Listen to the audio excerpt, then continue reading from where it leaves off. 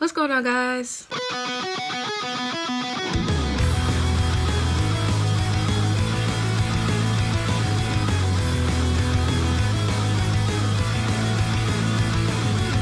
Welcome back to my channel. So today we will be continuing our Heartstopper review. Today we'll be covering episodes 5 and 6. Before we get into it though, I just want to say I have a blue eyebrow now, and that is because I dyed my undercut.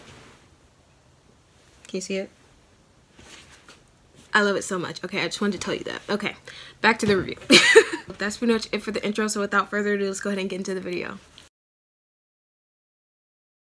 So if we remember, we ended episode 4 with Imogen asking Nick out on a date after his rugby game, which Nick reluctantly said yes to, only because he didn't know how to say no to her, which is valid. I really have a hard time saying no to people too, especially people I care about, so I totally get that. So we open up episode 5 with Tao, Elle, Charlie, and Isaac all having kind of a sleepover slumber party at Charlie's house, I think. Tao and Elle are talking and trying to figure out a way to tell Charlie about Nick going on a date with Imogen, because at the end of episode 4, Elle and Tao just happened to be like right above Nick and Imogen when Imogen asked him out. They're trying to figure out the best time to tell him. So in this scene, it's only Tao and Elle in the room. Charlie and Isaac have gone downstairs to get hot chocolate, I think it is, and they agree that they're going to tell him when he comes back from the kitchen. There's never a good time to tell someone that their crush is going on a date with someone else. Let's tell him when he gets back.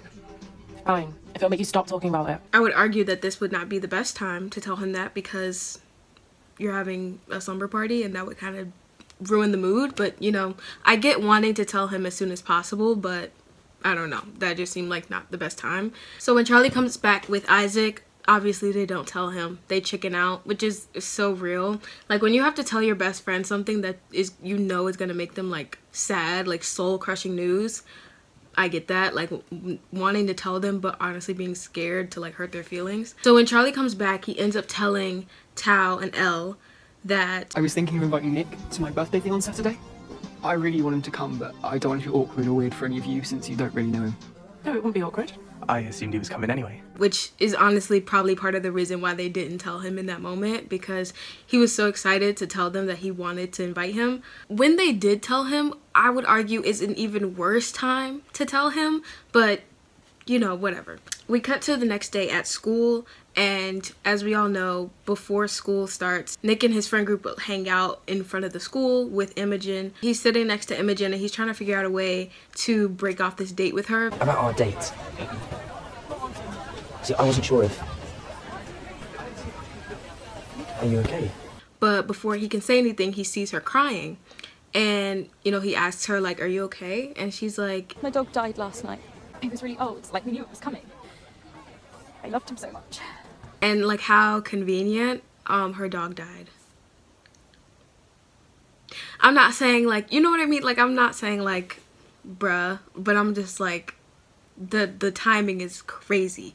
And obviously this makes him feel so bad for her, and he doesn't want to make it worse by being like, oh, I'm so sorry your dog died. Also, I don't want to go on a date with you. Like, wow.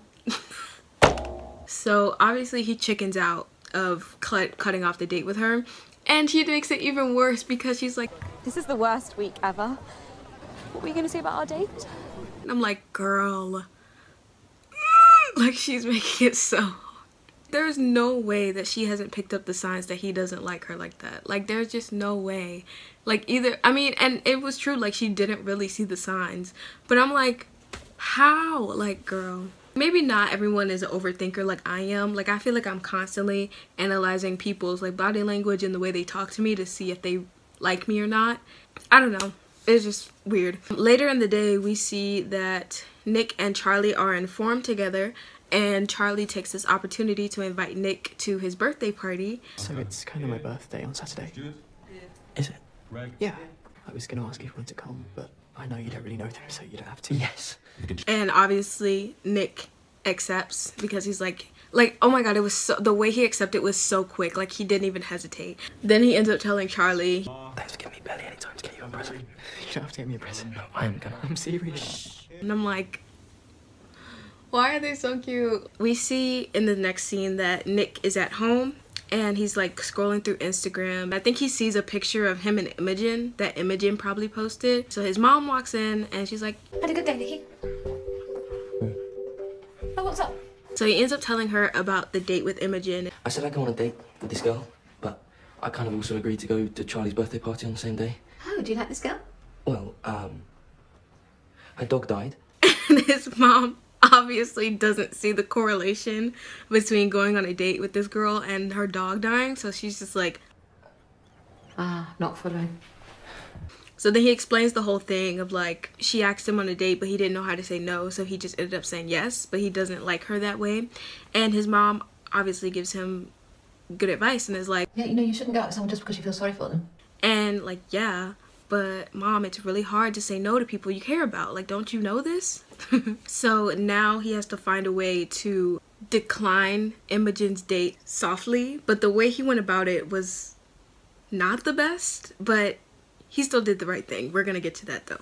We skip to Saturday, Charlie's party. Nick shows up and he gets introduced to Charlie's friends. It's like crazy to think that this whole time he hasn't met any of Charlie's friends. I mean, he hasn't met Tao because they go to the same school, but he hasn't met Elle, and he hasn't really met Isaac. So he gets introduced to them and we see them like getting along. He gets along really well with Elle and Isaac, you know, immediately off the bat. They're like chatting it up and like, you know, doing stuff because they went bowling. But Tao obviously is going to be a little bit harder because he still doesn't like Nick. After they finish their first round of bowling, they're about to do a second round, but Charlie ends up going to find the bathroom, and Tao is like so bothered by Nick's presence while he's there. I don't think he knows when their date is supposed to be, but he knows that Nick is eventually gonna go on a date with Imogen, and Charlie doesn't know. So he turns to Elle and he's like, I'm gonna go talk to him. About? Tao, no. It's his birthday. I have to. and I agree. I'm like, you're gonna tell him that his crush is going on a date with a girl on his birthday? I mean, I know and I don't blame Tao for eventually wanting to tell Charlie, because I would do the same thing. If my friend had a crush and I knew he was gonna go out with somebody else, he, she, whoever was gonna go out with somebody else, I would be like, oh, yeah, I'm gonna tell my friend. Like, I don't understand the friends, and this doesn't just go for situations like this, but situations in like cheating and stuff like this. I don't understand the friends that if they know their friend's significant other is cheating or something like that, they're gonna be like, oh, it's not my business. It's not whose business. Oh, it's all of my business now. Like, if I find out one of my friend's significant others is cheating, I'm running to them so fast and being like, I just found something out and I'm so sorry, this is gonna hurt, but you need to know. I never understood the friends that are like, oh, it's none of my business. You're not a real friend then. Like, that is really crazy. So Tao ends up following Charlie to the bathroom and he ends up telling him, Charlie, look, I'm saying this to you as a friend. You need to stop this thing with Nick Nelson. He's going on a date with this girl. I had him agree to it after that rugby match the other week. and at first Charlie doesn't really believe him. He's like, that's not true, or like, that can't be true. And Tao obviously is like, Don't believe me. I'm clearly just lying for fun. Charlie's kind of trying to defend Nick because he knows that Nick likes him because they talked about it. They've kissed, what, twice? One time? They've kissed. That's all you need to know. Like, body language says a lot, you know? So he's pretty much expressed to Charlie that he really likes him. At one point, Tao is like, And now you're gonna tell me I'm just being jealous because you made a new friend and I'm scared of being alone. Oh, aren't you? No! that's so funny. Like, well, aren't you just being jealous? Like, wow. If my friend said that to me, I would get violent. I'm like, are you kidding? Like, why would you? Tao eventually lets it go, and he's like, well, if he's ever mean to you, like, you know I'm about that life, like, basically. Once they come out of the bathroom, Nick, I forgot to mention, is at the food bar, or like concession stand or whatever you want to call it, which is right by the bathroom. So he's overhearing this conversation and he thinks that Charlie is going to out him because he like kind of stumbles over his words and he's like, He's my friend. Fine. and when he comes out of the bathroom, he runs into Nick and he's like, hey, like, are you getting more food?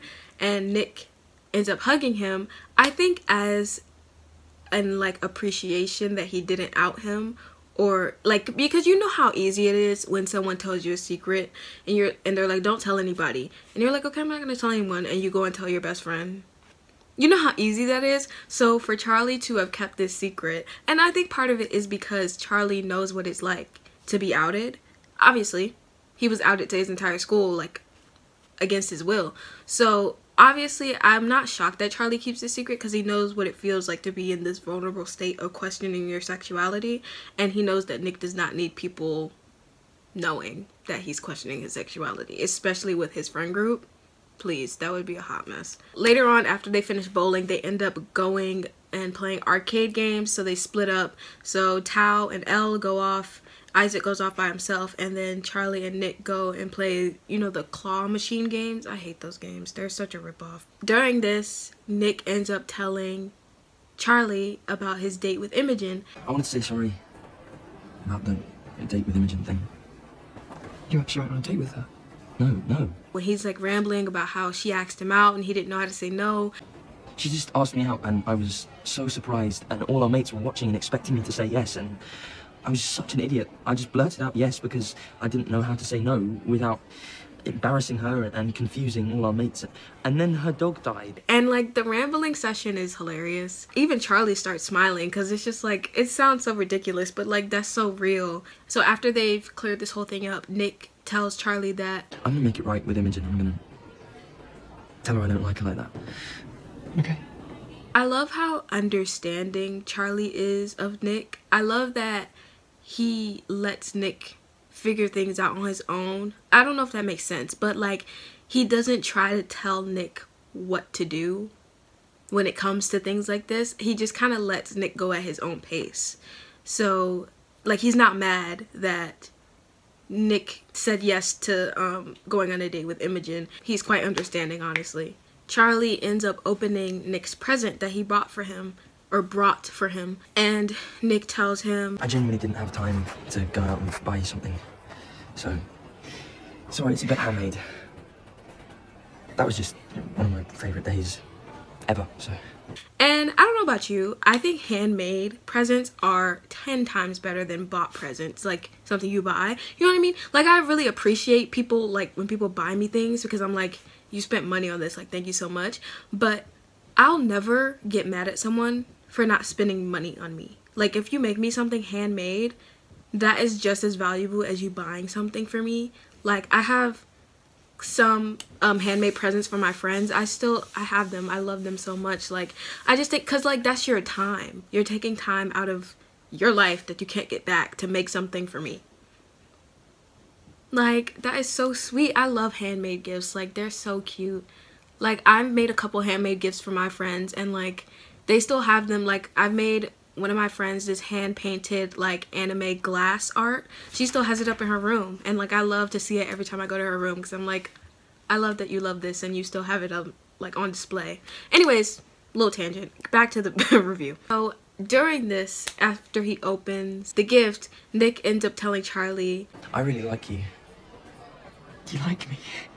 and for some reason Charlie is shocked by this, and Nick is like, Wasn't that obvious? Do you like me? Yes, obviously. Why are we like this?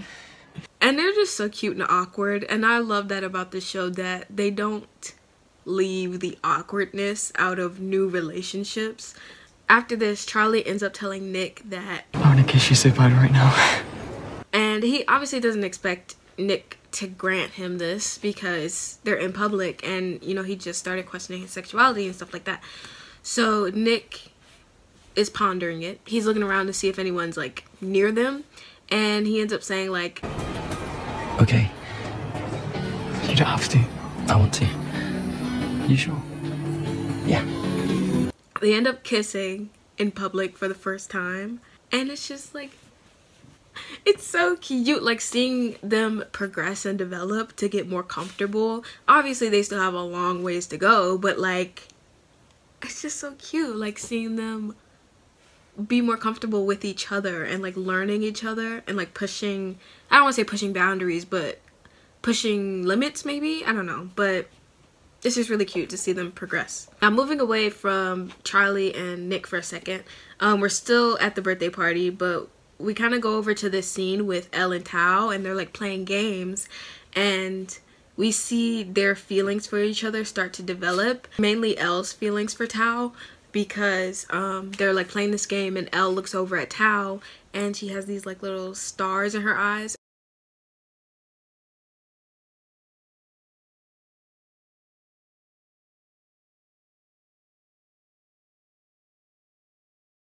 She's like looking at him with like such admiration, and I think we see it with Tao too, but obviously Tao is a little bit slower processing this.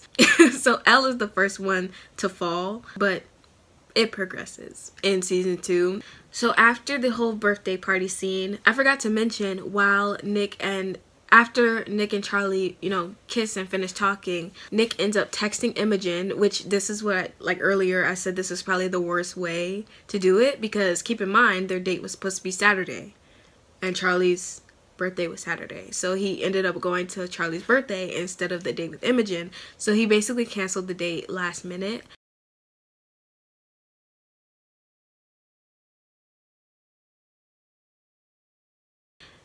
Which is so like, oh my god. Like, I feel so bad for her. But he ends up texting her and is like, I'm so sorry, I can't make it tonight. Are you free tomorrow? Like, we can meet up and I'll explain everything. Which, hey, is more than any guy in this generation would do. I feel like some guys would just be like, hey, I can't make it, sorry, and then ghost you and block you. Like, you know what I mean? Like, I appreciate him going through the motions of like being like, I want to explain why I didn't come, which is just the bare minimum human decency, but no, it's hard to find these days. After this birthday party scene, he ends up meeting with Imogen in like a park, and he brings his dog Nellie to kind of cheer her up because he knows her dog just passed away, which is really sweet of him. He explains to her why he didn't come, and basically he just expresses to her that he doesn't really feel comfortable in his friend group. Do you ever feel like you're only doing things because everyone else is, and you're scared to change or do something that might confuse or surprise people?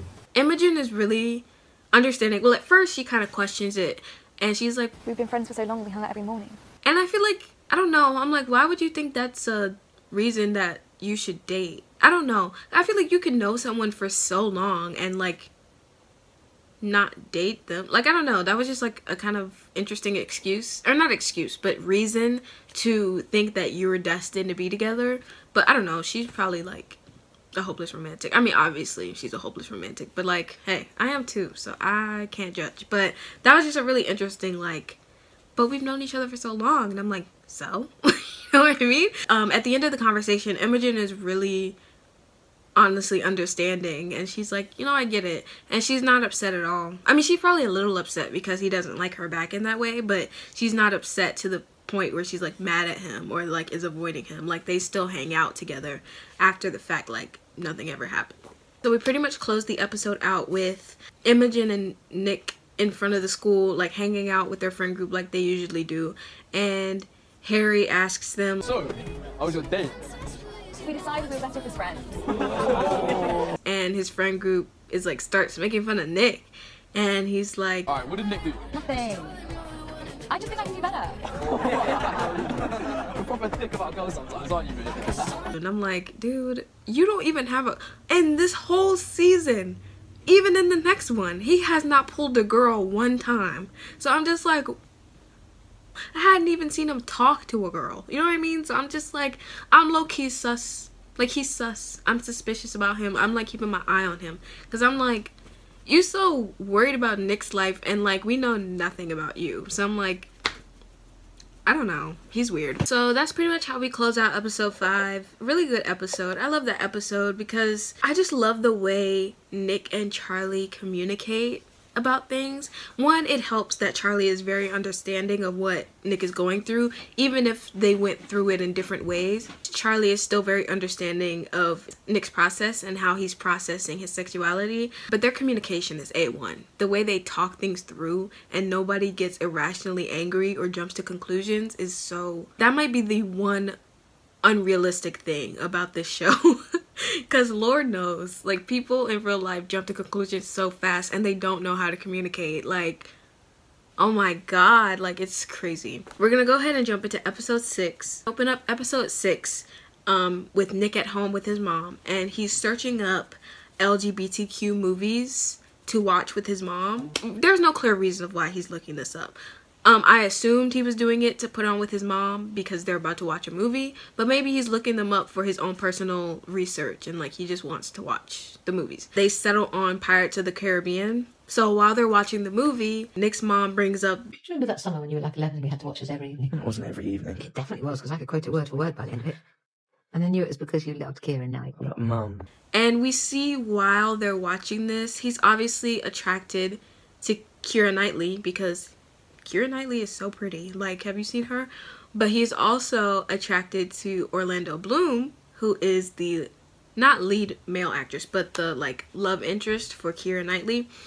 And he's like kind of realizing like maybe this dates back a lot further than I thought it did. Like, you know, his sexuality, but he's just now realizing it now, obviously. It's kind of funny to see this because that's how a lot of people say they realize their sexuality, is they watch something one day and they were like, oh my god, like that person is pretty, or that person's like hot or whatever, and they're like, oh. It's just kind of funny to see him have all these, because a lot of people say they experience that when they're very young. It's funny to see him experience these things as someone older. He's not even older, he's like in high school, but you know what I mean.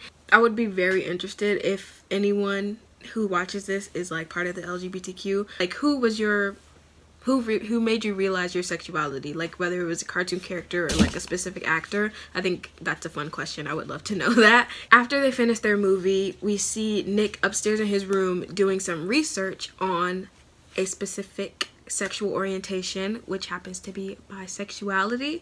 So he watches this YouTube video and basically this guy is explaining how he figured out he was bisexual. I always felt like I had these feelings for girls up to that point, but all of a sudden I started having feelings for guys too. And that's when I realised I'm bisexual. I feel like it's a pretty much universal experience for bisexual people that if you're a girl, let's say, you're attracted to guys, but then one day you like see a girl and you're like, oh, that girl's pretty.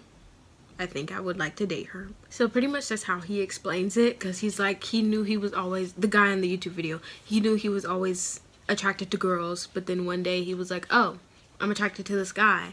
And in his brain he was trying to like be like, okay, pick one, like who do you want to be attracted to, when in the end it was never one or the other, it was both, which I think helps Nick a lot because that was pretty much his exact situation. So moving away from this, in the next scene we see that Tara and Darcy have officially come out publicly by posting a picture of themselves on Instagram and captioning the picture girlfriends, which is so cute for them. I love that. Tara quickly sees a lot of people are very supportive of her, telling her like, oh, like you guys are so cute, congratulations, but there are a few people that have, you know, opinions on her that are not very positive.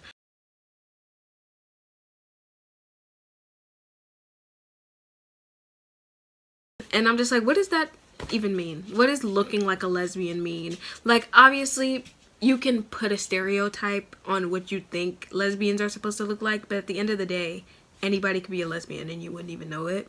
So that's a really like just ignorant comment to make. Like, keep thoughts like that up here. Like, if you ever have that thought, you can have it. Don't share it though. Like, that is just a really weird thing to say to somebody who's coming out.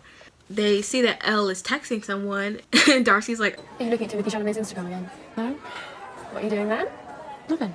Probably texting Tao. I can text my friends if I want to. Texting Tao again? Interesting. and Elle ends up confessing that she has a crush on Tao. I think I have a crush on Tao. Oh my god, I knew it! Literally knew it. Shut up! It's not like I can say anything to him. He's my best friend. I mean, duh. I feel like they already knew, and like it was pretty obvious, but her officially saying it is like, oh my gosh, yay, like a step in the right direction. So kind of going back to Tara and Darcy, they're both in band. So while they're at band practice, these girls are like treating them differently and like laughing at them for being lesbians. Like, I never would have guessed that you were gay, but it's so cool and brave of you. Same-sex schools are pointless idea generally. I'm saying that's an absolute lesbian. She's so gross. Lesbians are so disgusting. What is their problem? Swear people weren't like this before we came out. And then also more people are leaving comments on Tara's Instagram post and are just saying the most weird and outlandish things, like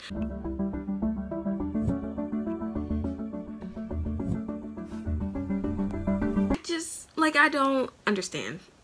I don't understand why people choose to leave hate on other people's content no matter what it is. I'm just like, if you don't like something, why take the time out of your life that you can't get back and leave a nasty comment instead of just saying, oh, I don't like that thing, and scrolling? Like, I'll never understand. Like, oh my God, it's so crazy to me. And this has always baffled me because I could never imagine seeing something that I don't like and being like, I don't like this thing. Let me tell them that I don't like this thing. You know what I mean? Like, they don't care and I don't care either. Like, it's just really crazy. It's insanity. And if you do that, if you purposefully take time out of your day to leave a nasty comment on someone's social media post or content or whatever, get a life. What is wrong with you? Like, it's just strange. I don't know. Strange behavior. So in this next scene, we see Nick and Charlie at this park, and they're just kind of lounging on the grass, like on a blanket or whatever. And Nick ends up asking Charlie, how did you realise you were gay? Oh, I guess I've always been sort of aware of it. Even when I was really young. I didn't understand it at the time, but it's always been boys. And Nick finds this just incredibly, not hard to believe, but just like, I guess baffling, because he's finding out his sexuality, I guess, so late in life. He's like, what, 16? But I'm like, maybe 15, but so late in life, because I guess a lot of people usually find out their sexuality earlier in life. But hey, there are tons of people who don't find out their sexuality until later in life. So once he expressed this to Charlie, Charlie offers that he makes him feel better with a kiss. Do you want a kiss? Would that help? Wow. Just a suggestion. Wow. Well, if you're not interested, Okay, then just... hang on. It's a good suggestion. And, you know, they're about to kiss, and there are people walking by. They're not paying attention to them, but they're just walking by with their dog. And Nick gets, I don't want to say shy, but he gets anxious because he's still not completely comfortable with showing that much affection in public. And so he like quickly pulls away and just like sits up.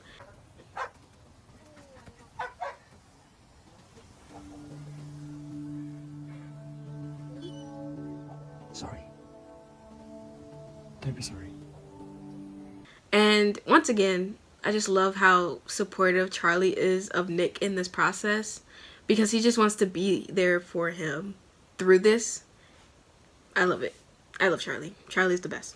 I'm guessing maybe the next day at school, Nick walks Charlie to his band practice, and he ends up running into Tara. You and Charlie getting along well then? Yeah. And in that moment, he decides to tell Tara that him and Charlie are seeing each other or going out. We're sort of going out. Are you? I mean, we haven't made it official or anything, but yeah. Please don't tell anyone, though. No, of course. Just the fact that he felt safe enough with Tara to tell her, I feel like says a lot about Tara, because Tara's so sweet.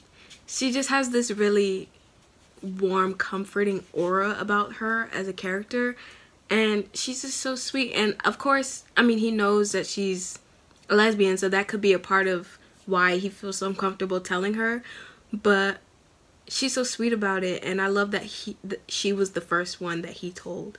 Tara ends up offering that her, Nick, and Darcy have lunch later because they're there all day, so she's like, We're here all day if you want to meet us for lunch.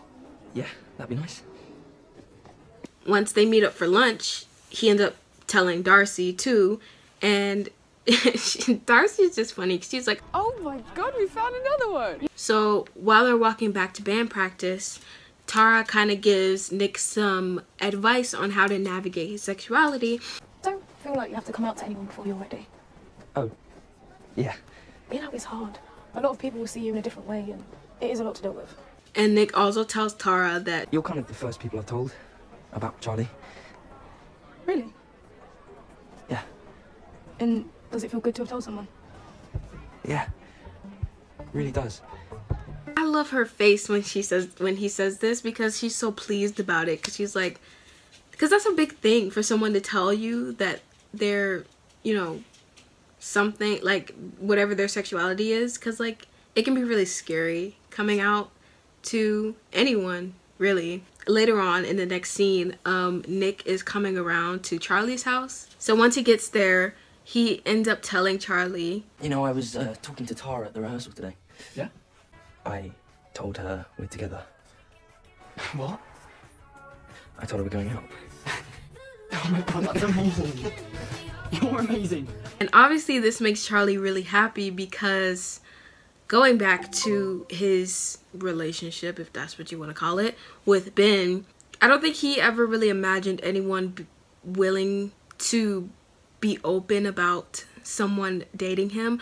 Obviously, that also comes from Ben putting the idea in his head that no one else would want to date him except him, which I'm like, dude, shut up. So the fact that Nick was brave enough to tell someone that they're going out makes Charlie really happy and feel like, okay, like he is really serious about us. So once they're at the place getting milkshakes, Darcy is being messy. Like, she is being messy and like just throwing out subtle hints that Elle and Tao should be together.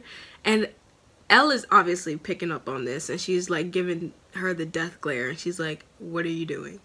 And Tao is completely oblivious. He's just like he's so clueless. At some point, Tao, Nick, and Charlie leave the table, I think to go get more milkshakes, and she ends up confronting Darcy about it. And she's like, what are you doing? And she's like, Darcy tries to play dumb. She's like, what do you mean? But Elle, and I could totally understand Elle in this scene, but she's like, Just because you two came out doesn't mean I also want to share all my secrets. My friendship with him is more important, and if he knew, then things would change, and I've had to deal with enough changes in my life lately. I don't want anything else to change. once Nick and Charlie come back to the table, Tao is still waiting for 2 other milkshakes at the truck. Elle confronts them, and she's like, did you know about the whole thing with like me and Tao? And Charlie's like, yes. And she's like, so this whole thing was just a setup? And Nick feels brave enough, or trusts Elle enough to tell her that We thought it would be fun to go on a triple date. A triple date? Yeah, you and Tao, Tara and Darcy, and... You and Charlie? Yeah. You two are together? Yeah. Charlie! I'm so happy for you. I mean, I'm happy for you too, but you didn't have to witness all the months of intense pining. and then she ends up asking like, And what about Tao? Not yet. I'm gonna tell him, I just need to find the right time. But he's the only one who doesn't know. which is honestly valid, because I mean, Tao has made it very clear that he does not like Nick. He doesn't think Nick is good for Charlie. He doesn't trust him. So it's just like, if your friend is saying all this stuff about the person you like, would you really feel comfortable telling them that you're going out secretly? Like, I get that that's his best friend, and he's like, I know I need to tell him, but I'm like, I get why he doesn't feel comfortable enough to tell him, because like, he's made it very clear that he does not approve of the relationship. So in the next scene, they make their way to the band recital, and once they're there, Tara is setting up her instruments and such, and she overhears some girls in front of her making fun of her, saying like, don't look at her, you'll catch the lesbian disease. and I'm like, are we really in high school doing this? You know what I mean? Like, I would imagine this would be some middle school stuff, especially the way she described it, like the lesbian disease. That is such a middle school insult. Like, you're in high school, babe. What are we doing? So obviously this hurts Tara's feelings, so she ends up running out of the gym and like into this room, and Darcy follows her. And when Darcy finds her, she's in the room where they first got locked in and had their first kiss. If the door closes behind her, it locks. So the door closes, and they end up locked in this room together. So this obviously gives them some time to talk, and Darcy has picked up on the fact that something is bothering Tara, but she hasn't mentioned it. So she tells her like, Talk to me. Everything's changed. Since we came out? Yeah. I just wasn't prepared for things to change. I didn't think so many people would suddenly think I'm a completely different person. People giving me funny looks in the corridors, and I wasn't prepared for any of it. And I don't know how to behave anymore. And she admires the fact that Darcy is so confident about her sexuality, which I think it was more of a shock to people that Tara was a lesbian than Darcy, because Darcy, as we see her, she's very tomboyish and not very like girly in a way. So I feel like people were less shocked about her than they were Tara, which is why it feels so much more daunting on Tara. And people are making more comments about Tara than they are Darcy. So Darcy like comforts her and tells her like, I don't know anything either. I don't know anything about anything. I just want to live my life. We can do that. So this happened before this scene with Tara and Darcy, but Nick and Charlie are at Charlie's drum set together, and he's helping him set it up and like playing the drums with him. And Charlie ends up telling him like, I'm so glad you came. And Nick is like, I thought you didn't want me to come. And he's like, no, I just thought you were trying not to be rude and like you actually didn't want to come. And Nick tells him, he's like, I just like spending time with you. Like, I just want to be wherever you are. And Nick ends up telling Charlie, I've been researching about being bisexual. I think that might be me, but I'm not sure.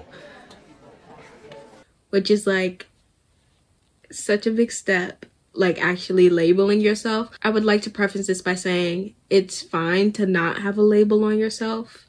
Like if you still don't know, you really don't have to label yourself at all. Really, like you can just be like, I'm unlabeled.